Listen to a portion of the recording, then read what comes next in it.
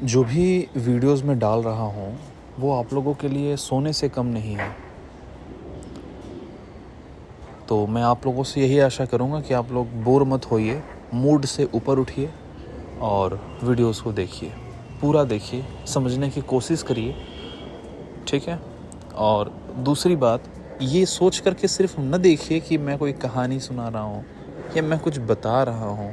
ये नहीं सोचना है आपको इस लेवल तक इसकी गहराई में सोचना है कि इसमें से कौन कौन सी गलतियां हैं जो मैं करता हूँ, यानी आप खुद करते हैं, तब आप इसका निचोड़ उठा पाएंगे।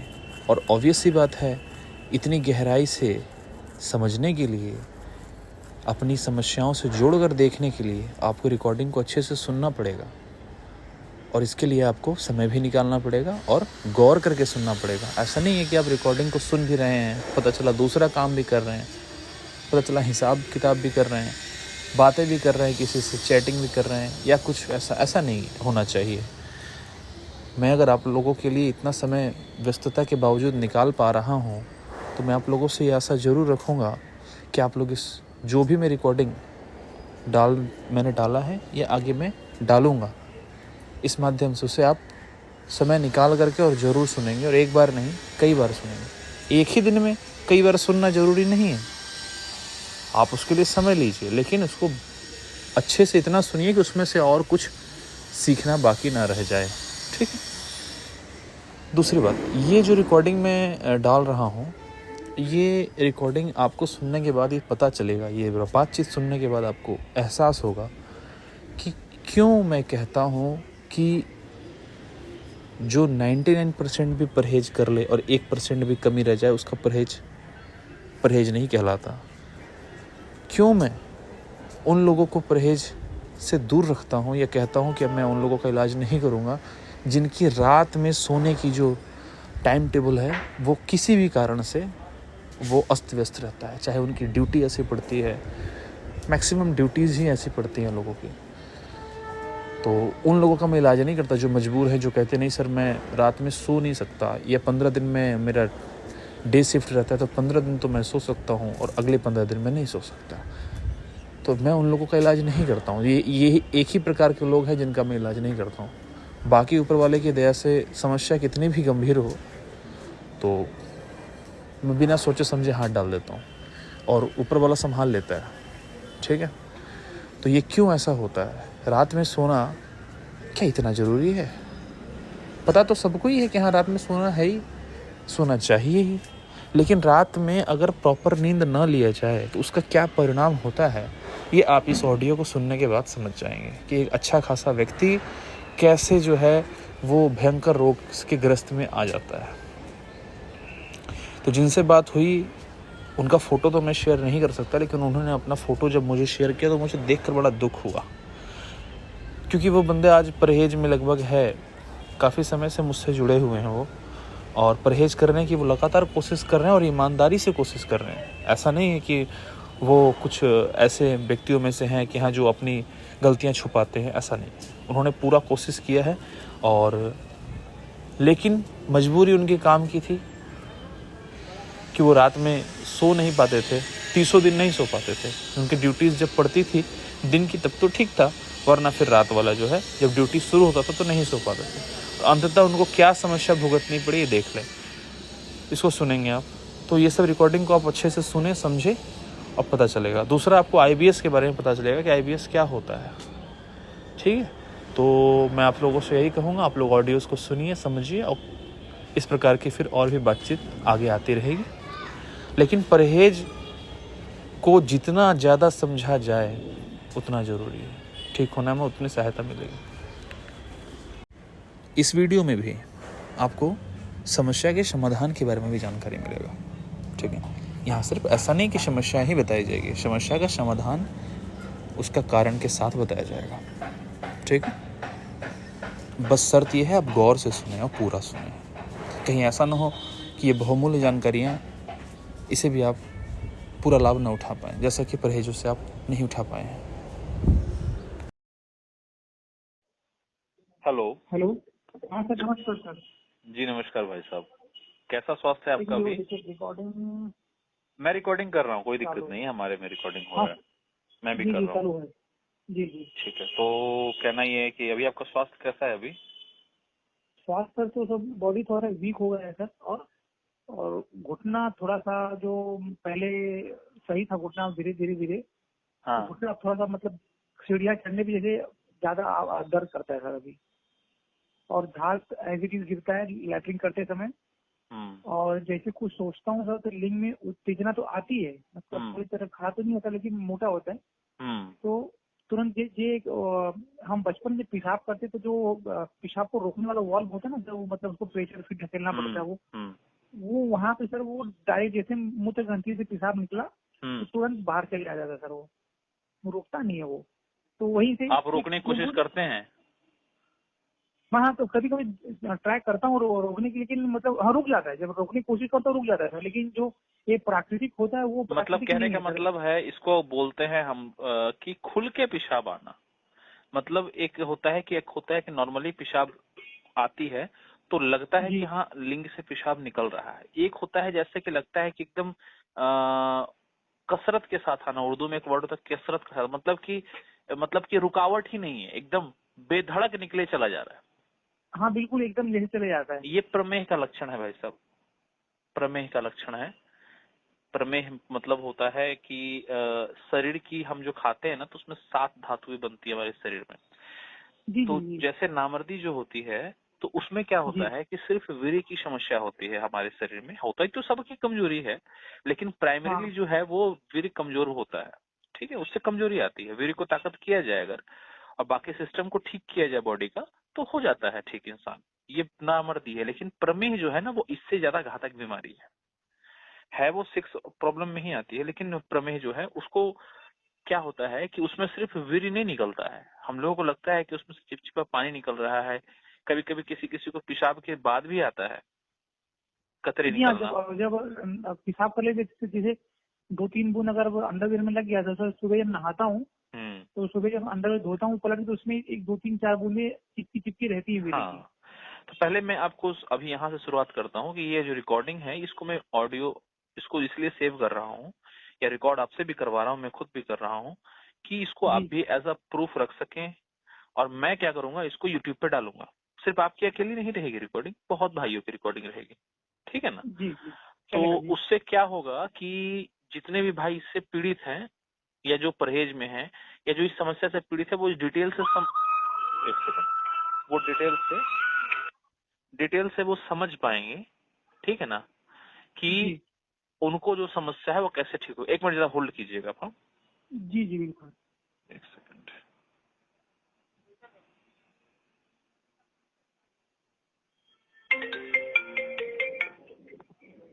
हाँ, तो इसमें क्या है कि आपको अपना रिकॉर्डिंग में नाम नहीं बताना है, ठीक है? अपने परिचय जो है अपना अपना जो है वो गोपनीय रखना है ना? हाँ, जी आप कहाँ से बात कर रहे हैं, आप उस सिटी का नाम, बड़ा सिटी का नाम बता सकते हैं, तो उससे अगर इच्छा हो तो, नहीं तो भी बताने की जरूरत नहीं है। रही बात आवाज की, तो आवाज से कोई किसी को नहीं पकड़ सकता, इतना किसी को समय नहीं है ना? जी जी किसी को अगर ऐसा लगता है कि नहीं सर मेरी आवाज मेरी मत डालिए, मेरी आवाज से कोई मुझे पकड़ लेगा, तो ऐसी बात नहीं है। दुनिया में बहुत लोगों की आवाज एक दूसरे से मिलती है, तो इसमें जी जी घबराने की बात नहीं है। जी तो जैसे सर। आखिर कब तक छुपाएंगे समस्याओं को, खुल के सामने तो आना ही पड़ेगा ना लोगों को, है ना? बिल्कुल सर। जी हाँ, जी तो अब क्या है कि जो प्रमेह है उसमें क्या होता है कि सिर्फ जो है वो वीर ही नहीं निकलता, वीर के साथ में बाकी की जो 6 धातुएं हैं वो भी निकलती है। अब सवाल यह है कि बाकी के 6 धातुएं क्या है, यानी अगर आपको मोटी भाषा में मैं समझाऊं तो वीर तो निकलता ही है, साथ में रक्त के कण भी निकलते हैं, रक्त के जो सूक्ष्म से सूक्ष्म कण हैं वो भी निकलते हैं, साथ में जो हमारी चर्बी है ना वो भी निकलने लग जाती है उसी पेशाब के साथ में, उसी कतरे के साथ जी में। एकदम सभी पूरा एकदम गल गए एकदम हड्डी पूरा। भी गलने लग जाती है, हड्डी का जो अंश है वो भी निकलने लग जाता है। हड्डी के भीतर जो मसाला होता है जिसको बोन मैरो बोलते हैं हम लोग, मज्जा बोलते हैं, वो भी निकलने लग जाता है ना? तो हाँ हमारे शरीर में जितनी प्राइम जो धातुएं हैं वो सब निकलने लग जाती है, उसको बोलते हैं प्रमेह। तो ये सबको नहीं होता है।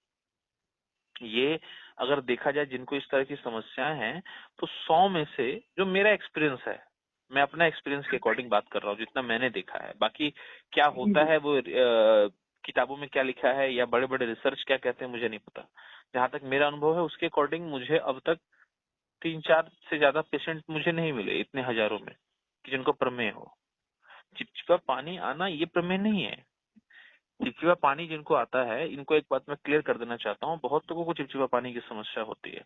उसमें से 100 में से 99% जो लोग होते हैं ना, उनको प्रमेय नहीं होता है। कुछ 1% लोगों को प्रमेय होता है। ठीक है, तो चिपचिपा पानी कई बार गर्मी के कारण भी आता है, लीवर की प्रॉब्लम होने से आता है। देखो चिपचिपा पानी क्या क्या क्यों आता है, इसके मैं आपको कारण गिना देता हूँ। सबसे पहला चिपचिपा पानी आने का कारण होता है कि ये ऑडियो देखिए, ऑडियो जनता के बीच जाएगा, लोगों के बीच जाएगा, आपके हमारे जैसे भाइयों के बीच जाएगा। कल और भी कोई दूसरा बंदा होगा जो आपकी जगह आपकी जैसे पीड़ित होगा, अगर उसको ये ऑडियो मिले, वीडियो के माध्यम से देखेगा, तो ऑब्वियस सी बात है वो उसको, अगर उसकी सिचुएशन ऐसी होगी तो उसको निकलने में बड़ी सुविधा होगी, है ना।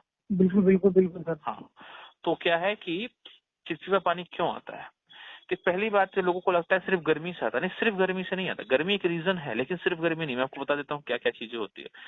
गर्मी, पेट में गर्मी रहने के कारण कई बार एसिडिटी बनता है, उसके कारण जो है वो हाजमा खराब हो जाता है, उससे भी चिपचिपा पानी आता है। ठीक है, तो हाजमा ठीक हो जाए, गर्मी पेट के निकल जाता है, चिपचिपा पानी खत्म हो जाता है, जो कि अपनी गुलकंद वाली दवा और पाचन तंत्र की दवा कर देती है काम। ठीक है, उसके बाद कई बार लीवर की प्रॉब्लम होने से भी होता है, चिपचिपा पानी आता है। फैटी लीवर हो जाने से, लीवर से इसे काम नहीं करता, उस कारण भी होता है। तो अपनी फैटी लीवर वाली दवा जो है वो उसको ठीक कर देती है।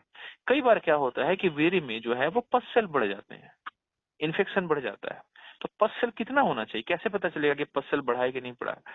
ठीक है ना, तो पस सेल का टेस्ट करवाना पड़ता है, और उसके लिए क्या है कि कम से कम 3 से 5 दिन का गैप रखना पड़ता है। गैप कैसे रखना है, जैसे आज मान लीजिए कि रात में 10 बजे किसी बंदे ने वीर्यपात किया, ठीक है, तो कल रात में 10 बजे उसका दूसरा दिन नहीं होगा, पहला दिन होगा, 24 घंटे होगा। समय के समय हम जोड़ते हैं, टाइम टू टाइम लेते हैं। इस प्रकार जो है वो 72 घंटे के बाद वो टेस्ट करवा सकता है, लेकिन उसको 5 दिन से पहले टेस्ट करवाना है।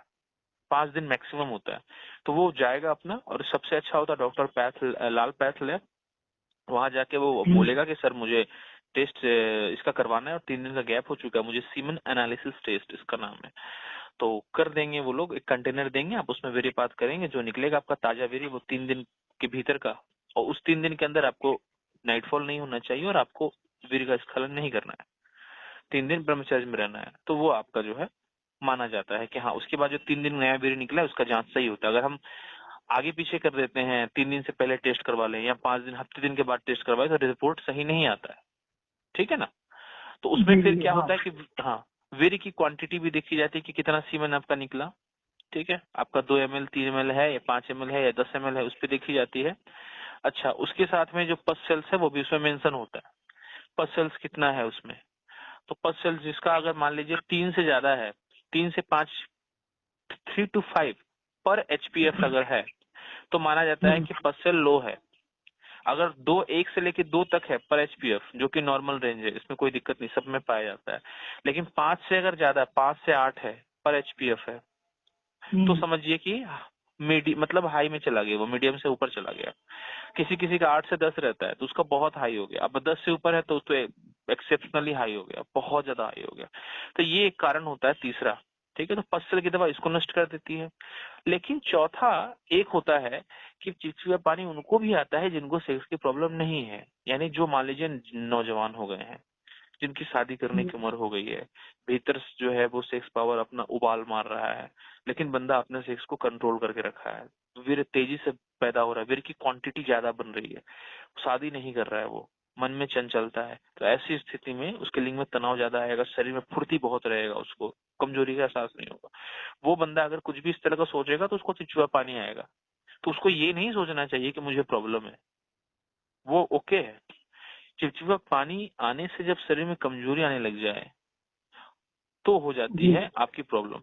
ठीक है, तो ये 99। हाँ बोलिए। आपको बीच में आपने मुझे जो दवाई दी थी सर, अच्छा, मैं आपसे एक गुजारिश करूंगा कि आप ना थोड़ा सा ना मुझे क्लियरली बोलिएगा, जरूरत पड़े तो स्पीकर ऑन करके बोलिए, या ऐसी जगह मुझे आप जाकर के बात कीजिए जहाँ एकदम अच्छे से आवाज आता हो, टावर फुल आता हो, ताकि आवाज में घर्षण। आवाज बढ़िया तभी आपको आवाज आ रही है? हाँ, अब आ रही है। मेरी आवाज आपको आ रही है कि मैं स्पीकर ऑन कर लूँ? जी एकदम सक्षम एकदम आ सर।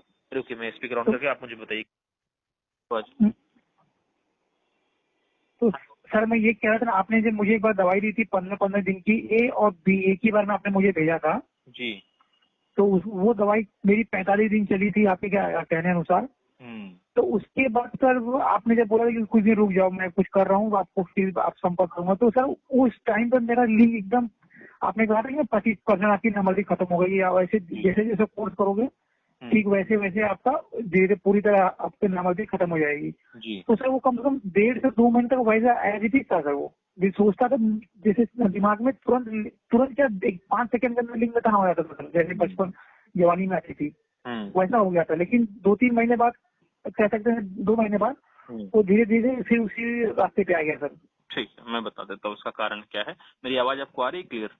लेकिन सब क्लियर आ रही है। हाँ, तो क्या है एक्चुअली कि आपको जो सोने वाली जो प्रॉब्लम थी ये कब तक चली आपकी? इस साल मार्च तक चली, अप्रैल तक चली, कब तक चली? मार्च एंडिंग में चली सर, मार्च तक। मार्च तक चली। तो आप जुड़े यहाँ पर कितने सालों से हैं, कब से जुड़े हुए हैं आप?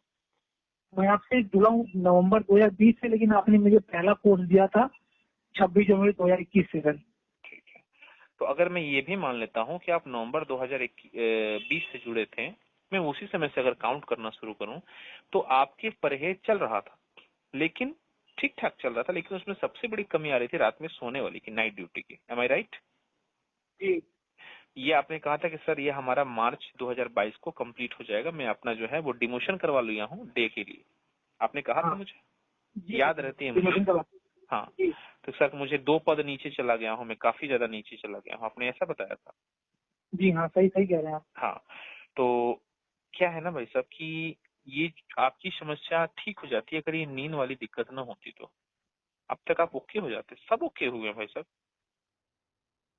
हो जाते हैं आप ओके। ये नींद वाली समस्या की वजह से ये प्रमेह बीच में घुस गया। अब प्रमेह हो सकता है पहले दबा हुआ था, बाद में आ गया, लेकिन मुझे ऐसा लगा नहीं कि आपको प्रमेह पहले है, क्योंकि ऐसा कुछ था नहीं। अगर प्रमेह होता तो वो जेडएलसी से नहीं सुनता, पहली बात है, ठीक है।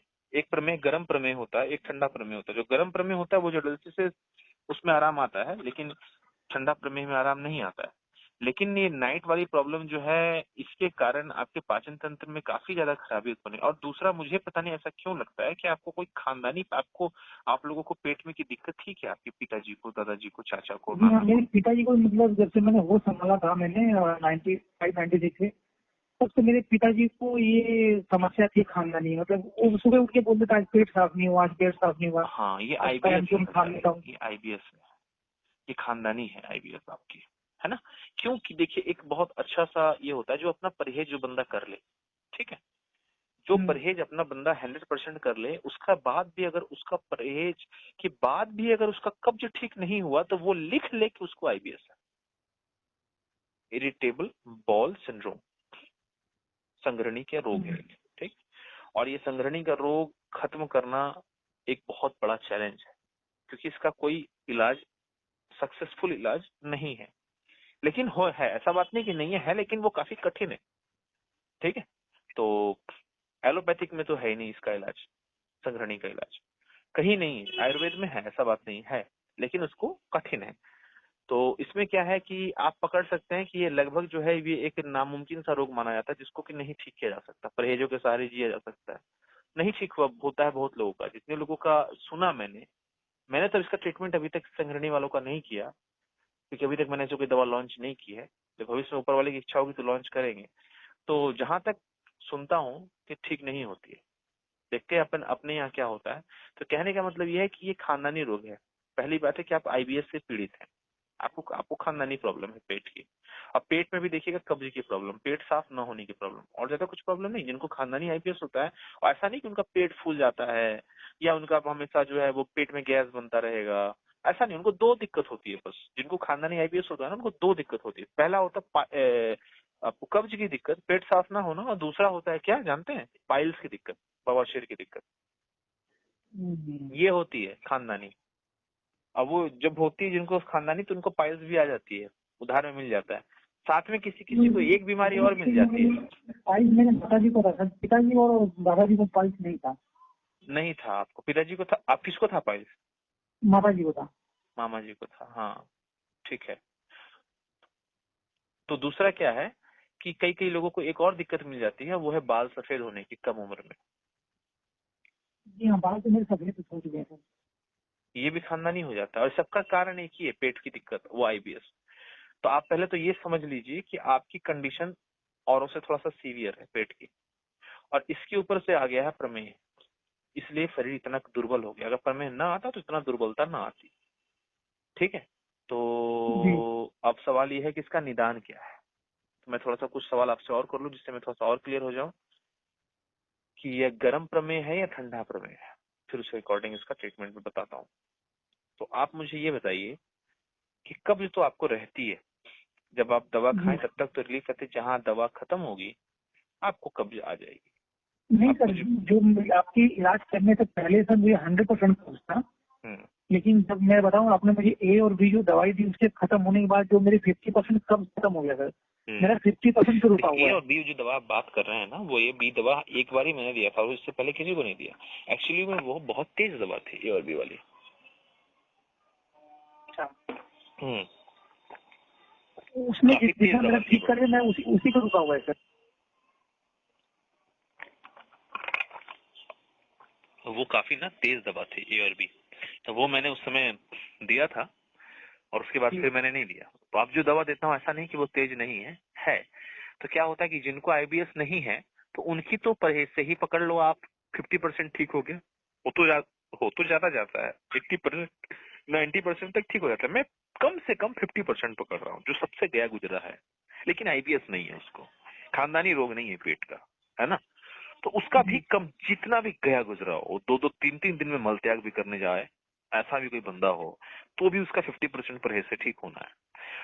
ठीक है, और अगर कोई बंदा 2-2 दिन में, इतना ही किसी को सीवियर कब्ज नहीं है, तो वो 80%, 90%, 100% तक ठीक हो जाता है परहेज। ठीक है, मैं अगर इसका सही आंकड़ा देखा जाए तो अगर 100 बंदे परहेज कर रहे हैं तो 100 में से 99 बंदे जो हैं, मैं हम्म। यही कहूंगा, मैं 100 में 100 बंदे कहूंगा कि परहेज से ही उनकी कब्ज टूट जाती है। और वो कहते हैं सर आपका परहेज कर रहा हूँ, ये सब की लैंग्वेज है, ये सब बोल की भूसी ले रहा हूँ मैं, तांबे का पानी इस्तेमाल कर रहा हूँ, अब मुझे कब्ज नहीं होती, पेट एक बार में खुल के साफ होता है, भूख लगता है खुल के, और पेट हल्का महसूस हो रहा है, कोई कब्ज वगैरह नहीं, गैस भी नहीं बनता। अगर वो गलती नहीं करेंगे तो गैस नहीं बनेगा, एसिडिटी नहीं बनेगी। गलती कर देंगे कुछ ना कुछ, जैसे खाली पेट में फल खा लेंगे या कुछ उल्टा सीधा कर देंगे तो गैस बन सकता है, अदरवाइज नहीं बनेगा। ठीक है, ये 100 में 100% लोगों की बात मैं कर रहा हूँ आपसे, अच्छा कितना भी सर। कम में पकड़ो तो। ठीक है, ये सिर्फ जी। परहेज की मैं बात कर रहा हूँ, जडलसी की बात नहीं कर रहा। इसके बाद अगर कोई जडलसी लेता है सब, तो कब्ज सवाल ही नहीं रहने का, सवाल ही नहीं है रहने का कब्ज। जडलसी किसी ने एक बार अगर ले लिया और उसके बाद अगर वो परहेज में जब तक है, उसको कब्ज नहीं होने का। ऐसा बिल्कुल नहीं कि जडलसी कंटिन्यू लेना पड़ता है, कि जडलसी के सहारे ही जिएंगे हम, ऐसा कुछ नहीं होता। एक जडलसी करिए आप, आगे परहेज में रहिए, बशर्ते परहेज सही होना चाहिए, परहेज में कमी नहीं होनी चाहिए। आपको पता ही है कि हमारे यहाँ परहेज कैसे करवाया जाता है, कोई कमी नहीं छोड़ी जाती। एक कमी, बिल्कुल नहीं, एक बिल्कुल कमी नहीं। से एक कमी का मतलब होता है परहेज खत्म, आपकी महीनों महीनों की मेहनत खत्म हो जाती है ना। तो जब परहेज से कब्ज खत्म हो जा रहा है तो जडलसी से कैसे नहीं खत्म होगा। हाँ, जिनको आईबीएस है, जिनको खानदानी प्रॉब्लम है, तो उनको क्या हो जाता है कि उनको फिर परहेज से आराम होता है, लेकिन कब्ज खत्म नहीं होता। जडलसी से बहुत अच्छा लगता है, उनको लगता है सर कब्ज तो खत्म हो गया, लेकिन जडलसी छोड़ने के बाद धीरे धीरे धीरे धीरे आ जाती है कब्ज। ठीक है, तो हम्म। उनके लिए जो है वो क्या उपाय है, इन दोनों प्रकार के लोगों के लिए, जिनकी कब्ज ठीक हो जाती है परहेज से, जिनकी परहेज जडलसी तक ठीक हो गई, या जिनकी नहीं ठीक हुई आईबीएस वालों की, इन तीनों के लिए एक कोर्स अलाउ है, वो है BLC course, basic level course. अब फायदा क्या करेगा basic level course. Basic level course एक ऐसा आग है, एक ऐसा आग है, आप ऐसे समझो कि जिसमें सूखी लकड़ी डालो तो भी जला डालेगा, इतनी तेज आग है उसमें। और अगर कच्ची लकड़ी डालो तो भी जला डालेगा। आपने कच्चा डंठल तोड़ के डाल दिया तो भी जला देगा, आपने सूखा आम की डाल डाली तो भी जला देगा, आपने कच्चा केला का पेड़ काट के डाल दिया तो भी जला के स्वाहा कर देगा। बात आपको समझ में आ गई मैं क्या बोल रहा हूँ। जी जी, ये मतलब बहुत एकदम तेज, बहुत तेज। कहने का मतलब यह है कि जिसकी जडलसी से परहेज, पहले परहेज से ही पेट ठीक हो गया है ना, जी। उसका भी ठीक होगा, उसका बीएलसी से उसका भी कल्याण होना है। जिसका परहेज से 50% ठीक हुआ था, बहुत ज्यादा कब्ज थी, लाइफ स्टाइल बहुत खराब था, या खाने पीने का तरीका, जो भी रहा हो, एनीथिंग एल्स, बहुत दवाइयां इधर उधर की खा लिया हो। कंपनी में आने से पहले सर तो मैं कुछ भी कभी खाता स्पीकर पीता बंद था। कीजिए, रात आप के स्पीकर बंद कीजिए आप। रात के 2 बजे या हाँ 3 बजे मैं कुछ भी खाता पीता था सर। यही बोला हूँ, खाने का तरीका हो खराब, लाइफ स्टाइल खराब हो, सोने का तरीका हो, या नशा हो, मैं आपकी बात नहीं, मैं सबकी बात कर रहा हूँ, ठीक है।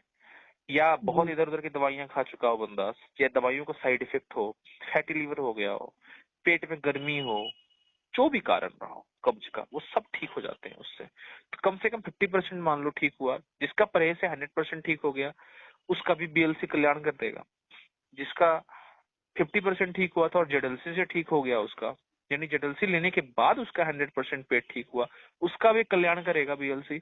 और जिनका पेट ठीक ही नहीं हुआ अब तक, जिनका बहुत भयानक, जिनका कहा ना 1000 में कोई 1-2% बंदा ऐसा, 100 में नहीं 1000 में कोई 1-2% बंदा ऐसा है कि जिनको कहे कि सर मुझे जो है आईबीएस की प्रॉब्लम है, कि मैं पकड़ लूं आईबीएस। लोग पकड़ नहीं पाते अक्सर क्योंकि आईबीएस है। और रही बात डॉक्टरों की, तो डॉक्टरों के पास जाते हैं जो पेट के जो बड़े बड़े डॉक्टर हैं, गैस्ट्रोएंटरोलॉजिस्ट जिनको बोलते हैं, तो वो तो छोटे मोटे जिनको कब्ज होती है उनको भी कह देते हैं कि आपको आईबीएस हो गया, तुरंत बोल देते हैं कि आप अपना जो है वो ये करवाओ टेस्ट, तो ये करवाओ टेस्ट, हाँ एंडोस्कोपी करवाओ, फलाना करवाओ, ढमकाना करवाओ, आईबीएस हो गया। जबकि वो सारे जितने आईबीएस वाले जो तथाकथित आईबीएस है, मतलब जो वो डॉक्टर आईबीएस जिनको बोलता है, वो तो अपने परहेज से ही ठीक हो जाता है। लेकिन जो रियल आईबीएस है, और रियल में भी आईबीएस वो है जिनका खानदानी अभी शुरुआत हुई है, एक जो बहुत पुराने चले आ रहे हैं, उसमें भी होता है सीवियर कंडीशन होता है। ऐसा नहीं कि हाँ आईबीएस है खानदानी है, बाप को था तो कोई जरूरी नहीं कि दादा को रहा होगा, ऐसा नहीं है। आईबीएस होता कैसे एक्चुअली जानते हैं? खानदानी कोई रोग होता कैसे है? हमारी लाइफ स्टाइल खराब है, इतना खराब इतना खराब इतना खराब, हम सुधार नहीं कर पाए उसको, शादी हो गई, बच्चे हो गए, खराब के खराब कंडीशन थी, ठीक है, वीर्यपात होने लगा और कंडीशन खराब हुई, ऐसी स्थिति में पत्नी को प्रेग्नेंट किया, बच्चे में ट्रांसफर हुआ, उस बच्चे को पेट की दिक्कत शुरू से, बचपन से दिक्कत, उसके बच्चे हुए उसको और दिक्कत, ऐसे करते करते सीवियर कंडीशन आ जाती है। यही होती है, हाथी हमारी आदत से है। ऐसा नहीं है कि आसमान से टपकता आईबीएस किसी को मिल जाता है किसी को नहीं मिलता, ऐसा कुछ नहीं है, आती हमारी गलतियों से है। तो हमारी जो गलतियों अभी की से वजह से। गलतियों को सुधार लेंगे परहेज करके और जड़लसी करके, तो ऑब्वियस सी बात है कि उनके संतान को वो जो है वो इस रोग से मुक्त करके जाएंगे, या वो ट्रांसफर नहीं करेंगे विरासत में, इस तरह की महान महान रोग नहीं लेके जाएंगे, उनके बच्चे बचे रहेंगे कम से कम इन सब चीजों से। तो आती हमारी आदतों से है ये। तो अब क्या होता है कि उनका भी कल्याण होगा बीएलसी। बीएलसी इतनी तेज दवा है, ठीक है। बस बीएलसी की शर्तें हैं, कुछ शर्तें हैं कि बॉडी एकदम ठंडा होना चाहिए। बीएलसी है बहुत गर्म, बहुत पावरफुल, भाई जो पावरफुल होगा वो गर्म होगा। तो गर्म होने का मतलब लोग डर जाते हैं कुछ लोग, सर गर्म दवा से मुझे धात पड़ने लग जाएगी, गर्म दवा से मुझे ऐसा हो जाएगा, गर्म दवा से ऐसा हो जाएगा। गर्म दवा से ऐसा होता है, दिक्कतें होती हैं लोगों की, लेकिन तब तक होती हैं जब तक कि पाचन तंत्र मजबूत ना हो। जब पाचन तंत्र मजबूत हो जाता है तो वो इंसान के लिए गर्म ठंडा नॉर्मल कोई मायने नहीं रखता, वो सब चबा जाता है और सब हजम हो जाता है। वो सूखा रोटी खाएगा तो भी उसको ताकत मिलेगा, और वो मलाई खाएगा तो भी ताकत मिलेगा। अंतर यह है कि मलाई वाले से भी थोड़ा ज्यादा ताकत मिलेगा, सूखा रोटी से कम मिलेगा, बाकी खींचेगा वो दोनों से 100%, कुछ छोड़ेगा नहीं उसका पेट। तो अगर कोई दूसरी दवा होती बीएलसी जो सिर्फ गर्म होती ताकत पैदा करती, तो वो हो सकता था कि थोड़ा चिंताजनक हो सकता था आप लोगों के लिए। लेकिन ये पाचन तंत्र को लोहा बनाने वाली दवा है।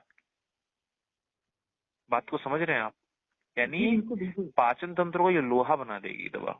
तो ऑब्वियस सी बात है कि जो दवा पाचन तंत्र को लोहा बनाएगी वो गर्मी सर्दी बरसात सब झेल जाएगा। देखेंगे आप कभी कभी ऐसे भी कोई व्यक्ति होते हैं जो बरसात में भी काम करेंगे, भीग जाएंगे, सर्दी नहीं होती उनको, धूप में भी काम कर लेंगे, नहीं होती सर्दी ऐसे कुछ। अरे कुछ लोग ऐसे भी होते हैं जो थोड़ा सा मौसम चेंज हुआ तो तुरंत उनके नाक बहने लग जाते, तुरंत उनको जो है वो सर्दी खांसी जुकाम हो जाता है। तो वही हमारे पेट की भी हालत कुछ ऐसे ही है स्वभाव। जिनका पेट कमजोर है तो वो काजू खा लेंगे तो पीला पेशाब आने लग जाएगा, और अगर गुलकंद खा लेंगे तो ठीक रहेगा, सौंफ का पानी और मिश्री रात में भिगो के पियेंगे अगर तो उनको ठीक रहेगा। और अगर कुछ भी थोड़ा बहुत इधर उधर खा लिया, पनीर खा लिया तो नाइटफॉल हो जाएगा, मांस मछली अंडा खा लिया तो नाइटफॉल हो जाएगा, ये कर लिया तो वो हो जाएगा, वो कर लिया तो वो हो जाएगा, ये होने लग जाता है। तो ये पेट की खराबी है, एक्चुअली गर्मी सर्दी ऐसा कुछ नहीं होता है। हमारा पेट इतना कमजोर नहीं बनाया गया है कि सर्दी और गर्मी को बर्दाश्त ना कर सके या कोई गर्म तेज चीजें ना खा सके। लेकिन हम इसलिए बोलते हैं परहेज में अपना लोगों को गर्म चीजें यही बंद करवा के रखते हैं, ताकत की चीजें इसलिए बंद करवाते हैं, काजू किशमिश। आप देखोगे कि परहेज में अपने मैंने सब ताकत की चीजें हटा दिया। न काजू कहते हैं, न बाहर का आप सप्लीमेंट लेने देते हैं, घी तक बंद करवा देते हैं, जरूरत पर दूध भी बंद करवाते हैं, ताकत की चीज बंद करवा देते हैं। तो इसमें एक बड़ा चीज ये होता है कि पेट जब कमजोर होता है तो वो हल्की से हल्की चीजों को भी हजम नहीं कर पाता। आप सोचिए ना, जो पेट कमजोर है, जो दाल भात सब्जी, एक व्यक्ति जो परहेज करता है वो क्या खाता है दिन में? दाल भात सब्जी और सलाद, और तो कुछ खाता नहीं। और रात में रोटी सब्जी, दूध भी तो बंद रहता है। उससे जब कब्ज हो रहा है, जब उससे कब्ज हो जा रहा है, तो ताकत की चीजें खा के क्या करेगा? अब किसी को विश्वास नहीं तो खा के देख ले, मांस मछली अंडा, परहेज ही टूटेगा, कुछ ज्यादा नुकसान नहीं होगा उसका। खा के देख ले, वो क्या उसका पेट अच्छा रहेगा? कभी अच्छा नहीं रहेगा। नहीं। तो कहने का मतलब है कि बीएलसी दवा एकदम एकदम सेफ है, और बस उसकी शर्तें हैं कुछ, कि वो दवा गर्म है, इसलिए पहले से गर्मी नहीं होनी चाहिए। बॉडी ठंडा होगा तो दवा अपना काम पूरा करेगी। और दूसरा कि बस यही एक शर्त है, दूसरा कुछ नहीं है। तो अब सवाल है कि बॉडी ठंडा कैसे होगा? बॉडी ठंडा होने के लिए दो चीज चाहिए। पहला चाहिए 100% परहेज, और दूसरा चाहिए आपका जेडएलसी कंप्लीट, कम से कम 3 जेडएलसी होना चाहिए। ठीक है, जब बॉडी ठंडा हो गया, ठीक है, आगे बढ़ सकते हैं। अब तो परहेज 100% चाहिए बीएलसी को। बीएलसी कहता है मुझे 100% परहेज वाला बंदा लेके आओ, साथ में उसका बॉडी ठंडा करके लेके आओ, फिर मुझे खिलाओ और फिर दिखाता हूँ मैं क्या हूँ। वो ये कहता है, समझिए आप। तो ये जेडएलसी, ये जो बीएलसी है ना, ये आपका सबसे बड़ी बात क्या है, मैंने क्या कहा था, ये कल्याण सबका कर देगा, सबका कल्याण करेगा। तो ये कल्याण उनका भी करेगा जिनका आईबीएस है, और साथ में जिनको प्रमेय है उनका भी कल्याण करेगा। यानी अब आपके लिए जो दवा होगी वो बीएलसी होगी, जो आपका कब्ज भी ठीक करेगी, पेट भी ठीक करेगी, परमानेंट परमानेंट करेगी। और साथ में आपका जो चिपचिपा पानी आ रहा है, शरीर से जो धात निकल रही है, कमजोरी हो रही है, उसको भी ठीक करेगी, और धीरे धीरे पाचन तंत्र को मजबूत बनाएगी। और उसके बाद आप देखेंगे खाते पीते वेट भी बढ़ेगा, और शरीर एकदम बदल जाएगा, पूरी तरह से बदल जाएगा, एकदम चेंज। और ज्यादा समय नहीं, ज्यादा समय नहीं, 1 से 1.5 महीने में ही चेंजिंग आ जाएगी आपके अंदर। ये नहीं कि हाँ एक जो कोर्स तो चलेगा 4 महीने का, लेकिन आपको भी 4 महीने कोर्स नहीं करवाएंगे, अभी मिनिमम देंगे आपको, ताकि शरीर आपका बस ठहर जाए, नुकसान ना हो, मतलब आपको जो जाया हो रहा है शरीर से ताकत, वो रह जाए। तो बीएलसी में भी 4 दवा आती है, यानी अब आपको नेक्स्ट दवा देनी है बीएलसी, ठीक है। तो बीएलसी में 4 दवा आती है, तो उसमें से सिर्फ एक ही दवा हम देंगे, जो सबसे मेन घटक है वही देंगे आप। यानी बीएलसी का सबसे चौथाई पावर, जो सबसे मतलब बीएलसी के पावर को आप 4 भाग में बांट दीजिए, उसमें से जो सबसे अंतिम पावर होगा ना, 1/4 जिसको बोलते हैं 1/4, वो दिया जाएगा आपको, और वो उसी से आपका ठीक होगा। चिपचिपा पानी भी ठीक होगा और वो भी ठीक होगा। बस ध्यान ये रखना कि बॉडी आपकी ठंडी होनी चाहिए। अगर बॉडी में गर्मी है तो मुझे थोड़ा सोचना पड़ेगा उसको। कोर्स करने से पहले एक और जेडएलसी का कोर्स कर लूं तो बेहतर होगा सर मेरे लिए। आपने कितना जेडएलसी कर लिया अभी तक? 2 किया सर। एक जेडएलसी किया मैंने मई में सर, और दूसरा किया था 15 दिन मार्च में, और 15 दिन जब आपने मना कर दिया 15 दिन अप्रैल में किया था। ठीक है, ठीक है। देखिए, गर्मी ठीक किनकी होती है, कितना देखिए गहरा से समझने की बात है। 2 जेडएलसी करके भी आप बीएलसी ले सकते हैं, ऐसी बात नहीं है। जो 2 जेडएलसी करके भी बीएलसी, क्योंकि आपको हम पूरा कोर्स तो बीएलसी का दे नहीं रहे ना, आपको तो हम बस उतना ही दे रहे जितना कि आपके लिए काम कर जाए, आपकी पेट ठीक हो जाए, आपका जो आप बोला चिपचिपा पानी आ रहा है जिससे कमजोरी है वो रुक जाए, उसके लिए जितना जरूरत है मैं दे रहा हूँ। तो पूरा पूरा बीएलसी अगर करना हो तो उसके लिए 3 कोर्स करना पड़ेगा। लेकिन 3 कोर्स को या 2 कोर्स को, उसका आधार क्या है, क्यों डिसाइड किया जा रहा है कि आपको बीएलसी का 3 कोर्स या सॉरी जेडएलसी का 2 कोर्स या 3 कोर्स करना पड़ेगा बीएलसी करने के लिए? तो इसका कारण ये है कि जो बंदा ने परहेज कर लिया 100%, ध्यान से सुनिएगा, उसकी कब्ज ठीक हो गई, कितना भी गंदा अगर कब्ज रहा, कितना भी गंदा पेट की हालत रही, 50% तो ठीक हुई होगी उसकी, ठीक है। अब उसने फिर एक उसी परहेज को कंटिन्यू रखते हुए, बिना गलती किए हुए जो परहेज किया जा रहा था, बिना मिस्टेक का परहेज, 100% परहेज, इसको कंटिन्यू रखते हुए उसने फिर जेडएलसी कोर्स कर लिया। एक कोर्स जेडएलसी का किया, ऑब्वियसली बात है, उसका 100% फायदा मिला, उसका कब्ज गायब, उसका पेट खुल के साफ होने लगा। कुछ दिन के बाद ऐसे रहा, और आपको पता है कि जो कोर्स एक बार लिया था उसका इफेक्ट इतना जल्दी नहीं जाता है। उसका मैं तो कहता हूँ कि जाता ही नहीं उसका इफेक्ट। अगर आप परहेज में रहो 5-5 साल भी रह जाओ तो भी नहीं जाएगा जो कोर्स को, लेकिन परहेज में रहना पड़ेगा। उसने कुछ दिन बाद दूसरा कोर्स भी कर लिया और परहेज में वो अब भी है। तो इसका क्या मतलब हुआ, उसका परहेज प्लस जेडलसी प्लस दूसरा जेडलसी करने से उसको क्या फायदा होना चाहिए, उसका पेट क्या किस कंडीशन में हो जाना चाहिए बताइए आप? एकदम सर पानी एकदम एकदम स्मूथ हो जाना चाहिए, है ना। तो जिस बंदे का पेट यानी कब्ज नहीं रहेगा वो स्मूथ हो जाएगा ना, वो बंदा का फिर हम देखेंगे कि अब इस बंदे में गर्मी है कि नहीं है। अगर गर्मी नहीं है तो ठीक है, आप जो है वो एलिजिबल हो बीएलसी के लिए। अगर गर्मी है, ऐसा होता नहीं है, बहुत कम केसेस ऐसे होते हैं कि पेट ठीक हो जाए और गर्मी रह जाए, रहता भी है कई बार ऐसा केसेस आ जाते हैं। मैं ऐसा क्यों कह रहा हूँ, क्योंकि जो मेन गर्मी आ जाती है ना, देखिए गर्मी दो होती है, एक होती है हमारे रक्त में खून में गर्मी हो जाती है रक्तपित्त, और दूसरा हमारे मेन होती है हमारे जो पाचन तंत्र का और नीचे का जो ग्रोइन एरिया है उसमें, यानी अपना जो पेट है छाती से नीचे और लिंग तक। ठीक है, इसको एक आप सर्किल बना लीजिए, लिंग से दाहिने बाएं जांग, वहां से एक सूता बांध के, और ऊपर जो है छाती से नीचे, ये इतना जो एरिया है ये एक गर्मी का मेन जगह है। ये दूसरे टाइप की गर्मी है, और दूसरा एक है जो पूरे खून में गर्मी हो जाती है। बस ये मेन दो टाइप की गर्मी है, इतना समझना मोटे तौर पे काफी है। जो पूरे खून में जो गर्मी हो जाती है वो परहेज से ही और जलसे से ठीक हो जाती है। ठीक है, और ये जो मेन जो आपका बताया मैंने कि छाती से नीचे और लिंग अंडकोश वाला एरिया से ऊपर पूरा जो बेल्ट इलाका है, यहाँ जो गर्मी होती है ना, ये मेन होती है कब्ज के कारण। कई बार होता है कि बॉडी में गर्मी नहीं है, बॉडी की गर्मी ठीक हो गई बंदे की, 1% ऐसा चांसेस हम इसको गिन सकते हैं कि बॉडी की गर्मी ठीक हो गई बंदे की, बंदे को गर्मी में पसीना नहीं आता ज्यादा, टेम्परेचर अगर ज्यादा रहे तो भी उसको पसीना नहीं आता, लेकिन पीला पेशाब आता है, क्योंकि कब्ज है। क्योंकि कब्ज है, कब्ज अगर पेट में मल पड़ा रहेगा हाथों में ना, वो गर्मी पैदा करेगा, वो ठंडक तो पैदा करेगा नहीं। आप महसूस किए होंगे जब आपका पेट खुल के साफ होता है, कभी ऐसा लगा कि सर पेट साफ नहीं हो रहा, पेट साफ नहीं हो रहा है, दवा खा लिया, अब दवा खाते तुरंत तो साफ होगा नहीं ना, 4-5 घंटे समय लगता है ना। दवा खाओ आप, मान लो ऐसा पेट साफ नहीं हुआ, 4-5 घंटे समय लगता है, दवा अपना असर करेगी जाएगी, उसके बाद साफ करेगी दवा, क्योंकि एक्चुअली वो दवा पेट साफ के लिए नहीं था, पेट ठीक करने के लिए है।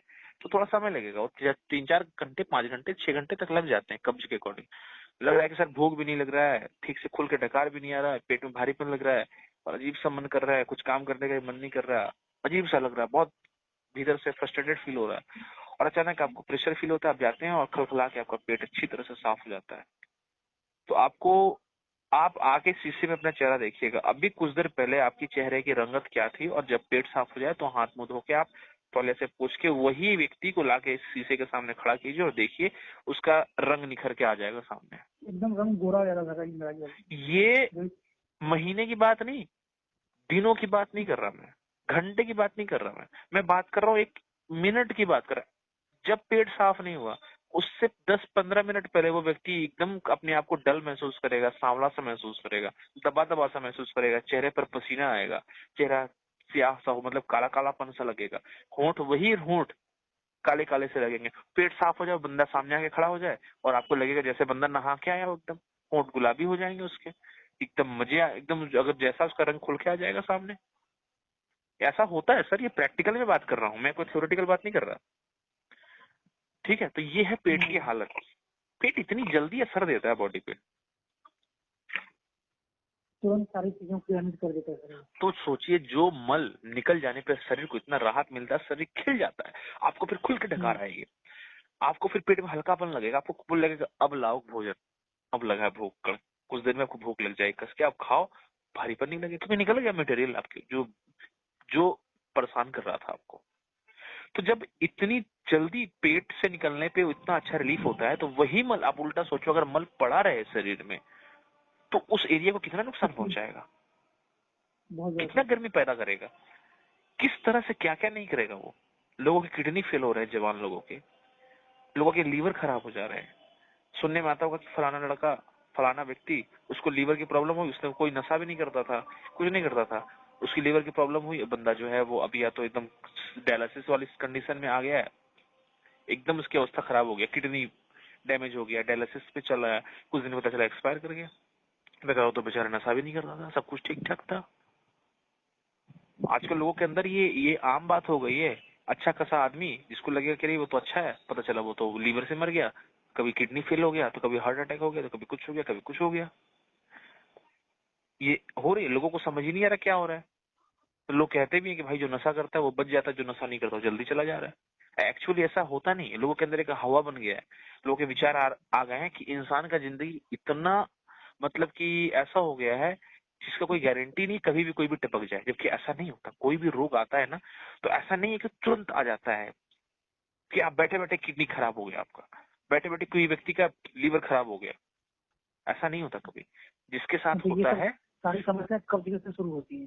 सब समस्या कब से होती है इसको हम वीडियो में एक्सप्लेन करेंगे कि क्यों ऐसा होता है, इसका रीजन क्या होने का, कौन क्यों होता है, किडनी खराब कब्ज से क्यों होती है, क्यों होता है लीवर खराब, लीवर फेल क्यों होता है कब्ज से, क्या कारण है इसका, क्यों। अब आगे हम ज्यादा नहीं बात करेंगे इस पे, क्योंकि कुछ चीजें छोड़ देंगे वीडियो के लिए, पता चला सब यही बता देंगे तो फिर तो ये होती है सर। जिसके साथ ऐसा होता है ना, ईमानदारी से उसकी जिंदगी में आप जाके उससे पूछोगे ना तो वो बताएगा, या उसके आप एकदम रिलेटेड जो बंदा है जो उसके साथ रह रहा है उससे पूछो आप, वो बताएगा आपको कि ये बंदा आज 5 साल से, 8 साल से, 10 साल से आज इसको जो है ये बोलता था कि मुझे खुल के बाथरूम नहीं हो रहा, तो मुझे ऐसा प्रॉब्लम है, तो मुझे पेट फूल जा रहा है, बहुत अपसेट रहता था बंदा अपने पेट को लेकर। अब वो दूसरे को, पड़ोसी को बताएगा थोड़ी। ये होती है हाल। कभी भी कोई रोग ऐसे हावी नहीं होता, अचानक कुछ नहीं होता है सर, बहुत बड़ा बैकग्राउंड होता है। और अपना शरीर इतना भगवान ने ऐसा बनाया है, वो झेलते झेलते बहुत लड़ता है, बहुत लड़ता है, बहुत लड़ता है, अंतिम सांस तक आपको बचाने की कोशिश करता है। अब हम ही नहीं जागते, हम ही इग्नोर करते हैं, या इसके साथ एक पक्ष और भी है कि सही इलाज ही नहीं है। मैं तो बोलता हूँ कब्ज का इलाज नहीं लोग कहीं पर, मेरे नजर में यहाँ पे कहीं नहीं है, बड़े बड़े डॉक्टर के पास नहीं है कब्ज का इलाज। कुछ होता है तो दुनिया भर के टेस्ट लिख देंगे। अरे मैं खुद गया हूं ऐसे पेशेंट को लेकर के, मुझे देखना था, मुझे जानना था। मैं नाम नहीं लूंगा, कलकत्ता के बहुत बड़े डॉक्टर हैं, नाम नहीं लूंगा मैं लेके गया उस पेशेंट को देखने के लिए कि बंदा जो है क्या बोलता है। उसने पहले उसको देखा, देखने के बाद उसको बोल दिया कि आपको आईबीएस है, और दूसरा एक बात और बोला कि आपको दिमागी समस्या है, आपकी सोच में ये प्रॉब्लम तो है। बोल रहे हैं, आप अपने दिमाग से हटा दीजिए, दिमाग सुनिए से ना हटा आप क्या दीजिए। क्या बात बता रहे थे डॉक्टर साहब। उसके बाद मैं एकदम मैं जैसा एकदम नॉर्मल बंदा, मुझे कुछ नहीं पता, मैं वैसा चुपचाप बैठ के सुन रहा हूँ, मैं उनसे बातें कर रहा हूँ, मैं बोल रहा हूँ कि सर फिर इस बंदे को फिर क्या करना होगा। तो क्या करेंगे, भीतर तो कुछ उनका उनका जो लैंग्वेज था कि क्या करेंगे, भीतर तो देखने का कोई उपाय नहीं है, कि उपाय है एंडोस्कोपी करते हैं।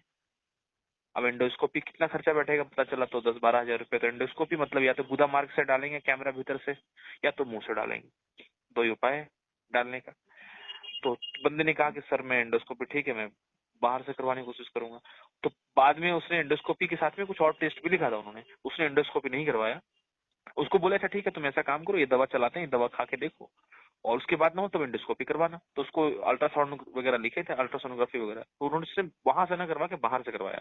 तो बाहर से करवाया तो डॉक्टर साहब का जो था, डॉक्टर साहब का थोड़ा सा मूड चेंज हो गया कि आपने यहाँ से क्यों नहीं करवाया, बाहर से क्यों करवा लिया, क्योंकि वहां से कमीशन होता है।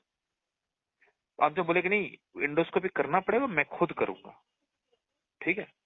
तो ये आपकी जो है, और एंडोस्कोपी में एंडोस्कोपी क्या होता है, एंडोस्कोपी क्यों किया था, डॉक्टर साहब उसको बता रहे हैं कि आप एंडोस्कोपी करवा लो। एंडोस्कोपी तब किया था भाई जब भीतर में कोई अल्सर हो, भीतर में जब कोई जख्म हो, तब एंडोस्कोपी किया जाता है। उस बंदे को कब्ज है, उसका पेट साफ नहीं होता, आप उसका एंडोस्कोपी कर रहे हैं, और उसको बता रहे उसको दिमाग की प्रॉब्लम है, तो मतलब कि दिमाग में सोच करके वो कब्ज पैदा कर दिया, कहने का मतलब है। उसकी दवा से आराम नहीं हुआ, एंडोस्कोपी भी हुआ, और उससे भी कुछ नहीं। और एंडोस्कोपी में क्या दर्द होता है, जिसको होता है उसी को पता होगा। और अंत में ढाक के 3 पद, कुछ नहीं, दवाइयां दिए, और मतलब बहुत सारी बातें। तो लास्ट में मैंने कहा अच्छा ठीक है चल तू ये वाली दवा एक देता हूँ, जडलसी की एक दवा मैंने दिया, सिर्फ पाचन तंत्र है, इसको खा के देखो। और बंदा खाया, और उस बंदे को एक्चुअली हो गया हर्निया। हर्निया एक प्रॉब्लम होती है जिसमें क्या होता है, बहुत लंबे समय से जब कब्ज रह जाती है तो हमारे पेट में हर्निया हो जाता है।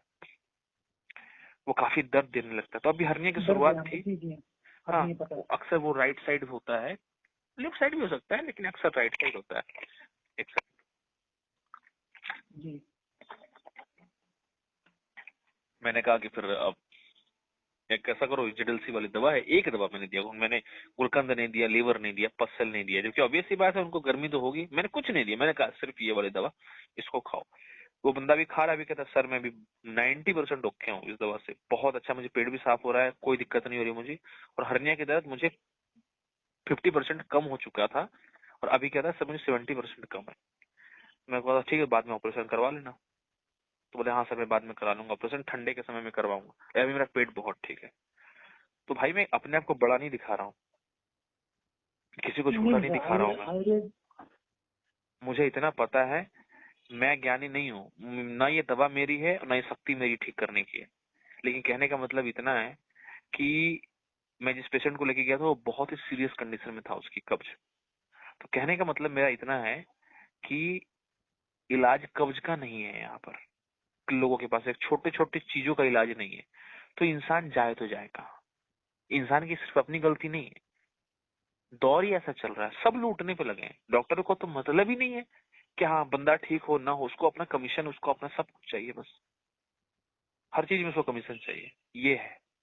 तो अपने को सोच समझ के चलना है। तो मेरे कहने का मतलब ऊपर वाले ने जब इलाज दिया है आप लोग अपनाइए, और मेरा वादा है मैं इस इलाज को ऊपर से पर्दा जरूर उठाऊंगा समय आने पे। और इस इलाज को मेरी कोशिश है कि घर घर तक लोगों के पास पहुंचे, ताकि लोग कम से कम बना करके अपने घर में अपने अपने परिवार को बचा सके। ये जरूर हम हर फॉर्मूला बताएंगे, जेडएलसी भी बताएंगे और बीएलसी भी बताएंगे, क्योंकि अगर हम नहीं बताएंगे तो कौन बताएगा। ये हर आदमी के पास होना चाहिए फॉर्मूला की, एक तो अपना, क्योंकि देखो सबसे बड़ी बात है कि कोई डॉक्टर पैसे के लिए ठग ले रही, भाई आपको पैसा ही चाहिए तो आप मांग लो कि हाँ हमको पैसा चाहिए, हमको ज्यादा बढ़ा के तुम दो फीस, या हमको कमीशन चाहिए। लेकिन लोगों के साथ खिलवाड़ क्यों करते हैं? आपने कैसे जान लिया कि उसके ब्रेन में प्रॉब्लम बिना उसके ब्रेन का टेस्ट किए? और ये हर डॉक्टर बोलता है, आप जितनी पेट वाले डॉक्टर के पास जाओ, मैं आपको बोलूंगा 100 में 100% डॉक्टर आपको यही कहेगा कि या तो आईबीएस है, अगर वो ठीक ना कर पाए तो नहीं तो कहेगा कि आप जो है वो दिमागी आपकी समस्या है। और ठीक ऐसा ही जो है वो सेक्स प्रॉब्लम में होती है, वो भी यही बात कहते हैं कि ऐसा वैसा कुछ नहीं है, मास्टरबेशन करना बुरा नहीं है, आपकी दिमाग में प्रॉब्लम है। अरे यार, तो कहने का मतलब ये है, इसका अनुभव आपके पास आने से पहले तो बहुत ज्यादा अनुभव था इसका। हाँ आपके दिमाग में अरे भाई दिमाग में प्रॉब्लम आई क्यों? कुछ तो कारण रहा होगा कि मतलब मेरे दिमाग में अचानक, मेरा शरीर दिमाग कमजोर ठीक होने था। के लिए आपको। नहीं हमारा दिमाग ठीक था, सब कुछ हम ही तो थे, सब कुछ ठीक थे, और आज भी हम ही चल रहे हैं, घर भी चला रहे हैं, सब कुछ कर रहे हैं। अचानक हमारे दिमाग में प्रॉब्लम आ गया अपने आप, ऐसा होता है? बिना कारण का कुछ होता है? तो कहने का मतलब ये है, मेरे कहने का मतलब ये है, मैं किसी की बुराई नहीं कर रहा हूँ। कहने का मतलब ये है, आपने तो जो ज्ञान दिया है वो तो कहीं मिला ही नहीं सर आज तक मुझे। कहने का मतलब मेरा ये है कि लोगों को सतर्क कर रहा हूँ मैं लोगों को जगा रहा हूँ कि आप सतर्क होइए, परहेज को कीजिए, परहेज को अपनाइए, इसको छोटा मत समझिए। और जीरो लेवल कोर्स का अभी तक हमने वीडियो नहीं डाला है, ऊपर वाले की परमिशन नहीं, जब परमिशन होगी हम जरूर डालेंगे कि आप लोग घर पे तैयार कर सके।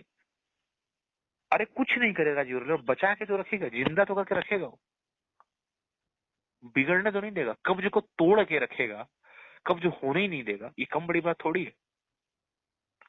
और जब कब्ज ही नहीं होगा तो हमारी किडनी फेल होने से बच जाएगी, हमारे लीवर खराब होने से बच जाएगा, हमारे आंतें जो है उसकी जो परतें हैं वो फटने से बच जाएगी, हमको हर्निया होने से बच जाएगा, हम नमर्द होने से बच जाएंगे, हम बहुत सारी दिक्कतें, हमको स्किन की प्रॉब्लम नहीं होगी, हमारा ब्लड में जो है वो प्रॉब्लम नहीं होगा। आपको पता है जो हमारे खून, यही के कारण, कब्ज के कारण हमारे ब्लड में हम गंदगी हो जाती है इतनी ज्यादा कि हमारे शरीर में ट्यूमर हो जाता है, नहीं पता? इसके कारण होता है। हाँ, तो पेट से लोग कहते हैं प्रॉब्लम है, भाई पेट से होती है प्रॉब्लम, तो पेट ठीक कर दो फिर, लेकिन नहीं करते। तो सतर्क रहना जरूरी है। एक तो ये समस्या इतनी बड़ी है और दूसरा इसका समाधान नहीं है, इसलिए सतर्कता दुगनी होनी चाहिए। लेकिन हम सतर्क नहीं है, कुछ भी खा लेते हैं, कोई नियम नहीं, कुछ नहीं, और जो बताता है उसकी सुनते भी नहीं। हाँ सर परहेज कर रहे हैं, परहेज कर रहे हैं, अरे भाई ऐसा परहेज तो सारी जिंदगी करोगे तो किसी काम का नहीं। तो मेरे कहने का मतलब ये है कि ज्यादा बात लंबी न करके शॉर्ट फॉर्म में बात करें तो बीएलसी जो है यही इसका उपाय है। तो बीएलसी पूरा नहीं देंगे, वही मेन घटक देंगे। तो अब क्या है कि जिनकी कब्ज वगैरह ठीक हो जाती है जेडलसी से, ठीक है, मैं जहां पे पॉइंट पे बात कर रहा था, जिनकी जेडलसी से कब्ज वगैरह ठीक हो जाती है, तो जिनकी कब्ज ठीक हो जाती है तो उनकी जो दूसरी प्रकार की गर्मी थी, जो कि कलेजे के नीचे से लेकर के और अंडकोश के इलाके के बेल्ट तक जो थी, उस इलाके में, उस एरिया में, वो ठीक हो जाती है। क्योंकि अगर किसी बंदे को पीला पेशाब आ रहा है तो उसको कब्ज है तो आता है, मैक्सिमम टाइम्स कब्ज रहने से आता है। कई बार ऐसा देखा था कि बॉडी की गर्मी ठंडी हो गई लेकिन फिर भी पीला पेशाब आता है, तो कब्ज है उसको, मल पूरी तरह से निकल नहीं रहा उसका, पेट में आंतों में पड़ा हुआ है, बड़े आंतों में ऊपर पड़ा हुआ है, वो गर्मी पैदा कर रहा है, ऑब्वियस सी बात है। और आप विश्वास करो, करके देखना कभी आप, पेट, और ये मैं करवाता हूँ ना, तो लोगों को तो पता चल, मैं खुद इसको एक्सपीरियंस किया हूँ कि जिनको बहुत पीला पेशाब आ रहा है, बहुत दिक्कत हो रही है, पेशाब में जलन तक हो रहा है, यहाँ तक कि विश्वास नहीं करोगे आप कि लोगों के जो अपान वायु निकलते हैं, गुदा मार्ग से जो वायु निकलते हैं, इतनी ज्यादा कब्ज जाती है लोगों की कि वो भी गर्म गर्म वायु निकलती है, उसको निकलने से भी गर्मी हो, मतलब उस इलाके में गर्मी सा फील होता है। अरे बाप रे बाप, मतलब सोचो कि क्या अवस्था लोगों की। और जब वो मल त्याग करते हैं, तो मल त्याग के वक्त जब मल निकलता है ना, जब निकलता है ना दीवारों पर रगड़ करके, तो जलन के साथ निकलता है। और निकल जाता है, कुछ समय तक व्यक्ति ऐसे शांत रहता, लगता है उसको गुदा मार्ग में इतनी जलन होती है कि उसको हिलने तक की मन नहीं करता, उसको लगता है थोड़ा सा रुक जाए। जी जी, मुझे तो यही अनुभव है। ये चीजें होती है, और ये चीज कब कम हो जाती है, जो बंदा ने संग प्रक्षालन कर लिया, कुंजल क्रिया कर लिया, उसका उसी समय से पेशाब पीला बंद हो जाता है और उसको कब्ज वगैरह जो है ठीक हो जाती है। ठीक मतलब क्या, कुछ समय के लिए राहत मिल जाती है, वही पीला पेशाब वाला था वो ठीक हो जाता है। तो यही प्रमाण करता है, यही प्रूफ कर रहा है कि पीला पेशाब जो है वो सिर्फ लीवर की खराबी से नहीं आता। जैसे चिपचिपा पानी सिर्फ लीवर की गर्मी से या सिर्फ गर्मी से नहीं आता है, बॉडी की गर्मी से, उसका कई कारण होते हैं। तो ऐसे ही पीला पेशाब आना जो है वो सिर्फ लीवर की प्रॉब्लम से नहीं होता, लीवर की प्रॉब्लम होने से ही पीला पेशाब आता है, लेकिन कब्ज के कारण भी आता है। ठीक है, तो कहने का मेरा मतलब यह है कि मैं जो कह रहा था कि बीएलसी बेसिक लेवल कोर्स की डिमांड है कि मुझे बॉडी ठंडा चाहिए, गर्मी नहीं होनी चाहिए। तो सवाल यह है कि और लोगों को तो हम दे सकते हैं बीएलसी, क्योंकि उनका बॉडी का भी गर्मी खत्म हो गया है और उनकी छाती के नीचे से लेकर के अंडकोश वाले इलाके की गर्मी भी खत्म हो गई, क्योंकि उनकी कब्ज खत्म हो गई। समझ रहे हो आप, उनकी कब्ज खत्म हो गई, उनकी पीला पेशाब नहीं आता, उनको जलन नहीं होता, उनको अपान वायु निकलते वक्त भी गर्म एहसास नहीं होता, उनका मल भी एकदम है, बिल्कुल सब कुछ ठंडा, एवरीथिंग इज कोल्ड। तब बोलते हैं कि बंदा ठंडा है, अब उसको दो। अच्छा, ऐसे व्यक्ति में एक खूबी और होती है, या एक लक्षण और होती है कि उसका इरेक्शन पहले तो ठीक आता है, लेकिन बॉडी ठंडा होने के बाद इरेक्शन भी डाउन हो जाता है। उसको घबराना नहीं चाहिए, वो सही संकेत है एकदम कि आप एकदम सही ट्रैक पर हो। इरेक्शन का क्या है सर, इरेक्शन आएगा कि नहीं आएगा उस पर छोड़ देते हैं, अभी पौधा छोटा है, अभी पौधा बढ़ रहा है, इस पे फल लगते हैं कभी नहीं लगते, तो उससे क्या चिंता करना। अभी उसको वृक्ष तो बनने दीजिए, उसके बाद तो फल उसे लग जाएगा, उसके बाद तो इरेक्शन ही इरेक्शन आएगा। तो हम इसकी चिंता नहीं करते जब तक पूरी तरह ठीक नहीं हो रहे हैं, है ना, इसकी चिंता भी नहीं करते हैं। तो लेकिन आपकी कंडीशन थोड़ी सी अलग है, आपकी क्या है, बॉडी की गर्मी ठीक हो गई है, लेकिन वो वाली एरिया वाली गर्मी अभी है, उस एरिया की गर्मी है, क्योंकि कब्ज ठीक नहीं होगा जब तक, तब तक गर्मी नहीं ठीक होगी। गर्मी निकल जाती है फिर आ जाती है। इसको अगर मैं ऐसे ना समझा कि ऐसा कहूं कि जब कब्ज नहीं रहती है दवा के खाने से, तब गर्मी भी कम रहती है उस एरिया की, जब कब्ज हो जाती है तो गर्मी फिर से आ जाती है। तो आपको थोड़ा सा बीएलसी देने में मुझे सोचना पड़ेगा ना, बात ये। बाकी और कोई इस कंडीशन मतलब मुझे देने में कोई दिक्कत नहीं थी। सर एक बात, ये एक 0 लेवल कोर्स और देने के बाद अगले नेक्स्ट मंथ दे दीजिए सर। यही तो मैं सवाल का आपको उत्तर दिया कि 0 लेवल कोर्स से आपकी समस्या कम होगी सर, ठीक नहीं होगा। आप ऐसा करो, आपके लिए एक उपाय है कि आप 0 लेवल कोर्स के साथ में बेसिक लेवल कोर्स को करो। कोई बात नहीं, जैसा जो आप इसमें क्या होगा कि 0 लेवल कोर्स आपकी गर्मी को बढ़ने नहीं देगा, आपके कब्ज को दूर करके रखेगा। मतलब आपकी बॉडी की गर्मी अगर ठीक है और फिर भी अगर बढ़ रही है, क्योंकि देखो गर्मी पेट की बढ़ेगी तो ऑब्वियस कहीं ना कहीं वो इफेक्ट डालेगी पूरी बॉडी पे, तो उसको भी वो कम करके रखेगी, कब्ज भी नहीं होने देगा आपको वो, ठीक है, पेट भी साफ रखेगा आपका, और दूसरा आपका पेट बीएलसी से ठीक भी हो रहा होगा। तो ये आपके लिए उपाय है है ना। अब इसमें एक चीज क्या है कि जो हमारी पाचन तंत्र की दवा है, आप थोड़ा सा अगर रुक जाए तो तैयार अभी है, तैयार वो हम दे रहे हैं, अभी फिर तैयार होने वाली है एक। तो इधर बीएलसी तैयार हो रही है, वो भी 10-15 दिन लगेगा। तो अब 10-15 दिन के बाद मुझसे संपर्क करो, तो फिर मैं आपको वो जेडएलसी और बीएलसी दोनों देता हूँ, फिर आप उसका इस्तेमाल कीजिए और ऊपर वाले को हमेशा साथ में रखिए। जो यहाँ तक लेकर आई हैं वो आगे भी आपको लेकर जाएंगे और एकदम सफल भी करवाएंगे, जीवन भी सुधारेंगे। जी और चलेगा आपका सर। जो वीजा लगा हुआ है आप जा पाएंगे अच्छे से। जी एक बार धन्यवाद आपका सर। पेट आप ठीक हो जाए, एक बार सब कुछ ठीक हो जाए, एक लेवल पर आ जाए, पूरी तरह ना भी ठीक हो, एकदम हम बहुत बड़े वाले मर्द ना भी बने, तो भी हमारा पेट ठीक हो जाए, ताकि हम जो खाएं हमको कमजोरी ना हो, जो खाएं उसका हम ताकत ले सके। अगर ये पोजीशन भी हमारी आ जाए तो इसमें बुरा क्या है ना। उसके बाद बाकी की चीजें आगे भी हो सकती है, बाकी का इलाज जी सर। आगे भी हो सकता है। जी जी बिल्कुल। हाँ, आपके और कोई सवाल हो तो आप कहिए मुझे। ठीक है सर, अभी आपने इतना वो दिया दिमाग में बैठ कुछ हुआ तो मैं आपकी व्हाट्सएप रिकॉर्डिंग करूंगा, पूछ लूंगा सर। ठीक है, आप हालांकि ये आपने इतना रिकॉर्डिंग वो जो दे हुई है दिया ना, है। इसको एक बार सुनिएगा आप। जी जी आपकी सारी रिकॉर्डिंग महीने में एक बार पूरी सुन लेता हूँ, तो और उसके एक बाद बात, फिर ये जो रिकॉर्डिंग है ना, इसको आप रखिएगा प्रूफ के तौर पे, और जब आप ठीक हो जाइएगा तो फिर एक बार बातचीत होगी आपसे, और उस समय फिर आप अपने एक्सपीरियंस खुल के साझा कीजिएगा, और वो तब मैं डालूंगा फिर चैनल पे दोनों को। जी जी ठीक है सर। जी ठीक है भाई साहब। ठीक है ठीक है। और ये इनकी प्राइस कितनी होगी सर, इन्होंने सब मिला के? ये एक बार आप व्हाट्सअप कर लीजिए, बनने दीजिए, फिर मैं आपको बताता हूँ। जेडएलसी की तो जो प्राइस है वही रहेगी, और इसका प्राइस ठीक है। जो, क्योंकि ये पूरा मैं दे नहीं रहा हूँ, इसका पूरा बीएलसी पूरा नहीं दूंगा आपको, जो मेन जो काम करना है वही दूंगा आपको। जी जी जी चलिए कोई बात नहीं सर। तो इसका प्राइस ठीक उतना है नहीं रहेगा, कम होगा थोड़ा, तो वो आप व्हाट्सएप में जानकारी ले लीजिएगा, बनने दीजिएगा, फिर देते हैं। ठीक है, जी जी ठीक है। मैं आपको 15 दिन बाद संपर्क करूँ सर। हाँ कीजिए जी जी ठीक है। जी।